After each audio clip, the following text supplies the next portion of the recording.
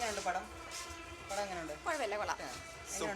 സൂപ്പറാണോ? എങ്ങനെയുണ്ട് ബ്രോ പടം? കൊള്ളാം. പടം എങ്ങനെയുണ്ട്? ഈ പടം എങ്ങനെയുണ്ട്? നസ്രിയ ഫഹദ് കോംബോ എങ്ങനെയുണ്ട്? നല്ല പടം കേട്ടോ, നല്ലൊരു ത്രില്ലറാണ്, ഫാമിലി മൂവി. നസ്രിയ ഫഹദ് ഇപ്പം ഒരു ഇടവേളയ്ക്ക് ശേഷമാണ് നസ്രിയ കുഴപ്പമില്ല, നല്ലതായിട്ട് ചെയ്തിട്ടുണ്ട്. പിന്നെ ബേസിലാണെങ്കിലും കോംബോ നന്നായിട്ടുണ്ട്. നല്ലൊരു ഒരു ഫീൽ ഗുഡ് പ്രതീക്ഷ പോയി, നല്ല ത്രില്ലർ കിട്ടി, നല്ല ത്രില്ലിങ്ങാണ്.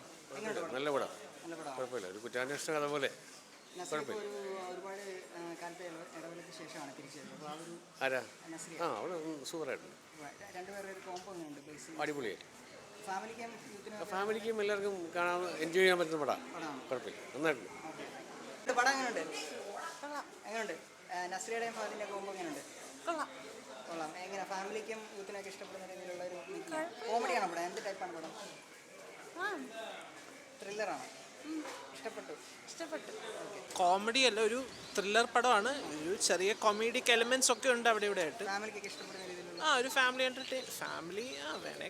യൂത്തിനും അതെ, കൊള്ളാം. ഒരു നല്ലൊരു സിനിമ, വെറൈറ്റി. പടത്തിൽ കാണാൻ പറ്റുന്നത് അതൊരു എന്താ പറയുക, ഒരു മിസ്റ്ററി പടമാണ്. അപ്പോൾ അതുമായിട്ടുള്ളൊരു ഇതാണ്, പക്ഷെ നല്ലൊരു കഥയാണ്. കൊള്ളാം, കണ്ടിരിക്കാം. Thank you. ശരി.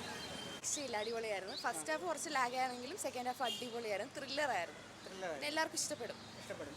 ഇപ്പം ഒരു ഇടവേളയ്ക്ക് ശേഷമാണ് ഇപ്പോൾ നസ്രിയ വരുന്നത്. വരുന്നതും കുറച്ച് നമുക്ക് ആകാംക്ഷ തോറും കണ്ടോണ്ടിരിക്കാൻ പറ്റുന്ന ഇവരുടെ രണ്ടുപേരുടെ കോംബോ ഒക്കെ എങ്ങനെ ഉണ്ടായിരുന്നു? കോംബോ അടിപൊളിയായിരുന്നു, ഒരു രക്ഷയില്ല. പക്ഷെ എന്തായാലും ഇനിയും എല്ലാവരും വന്ന് കണ്ട അഭിപ്രായങ്ങൾ പറയുമല്ലോ. ഫാമിലിക്കാണോ യൂത്തിനാണോ കൂടുതൽ ഇഷ്ടപ്പെടാൻ സാധിക്കും? ഫാമിലിക്കും ഇഷ്ടപ്പെടും, കാരണം എല്ലാവർക്കും ഒന്നിച്ചിരുന്ന് കാണാൻ പറ്റിയ പടമാണ്. ഒരു 5 ഔട്ട് എത്ര റേറ്റിംഗ്? ഒരു 8, ഒരു 10-ലാണെങ്കിൽ ഒരു 8 കൊടുക്കാം. രണ്ടുപേരും ഇഷ്ടപ്പെട്ടു. അതെ. Okay, thank you.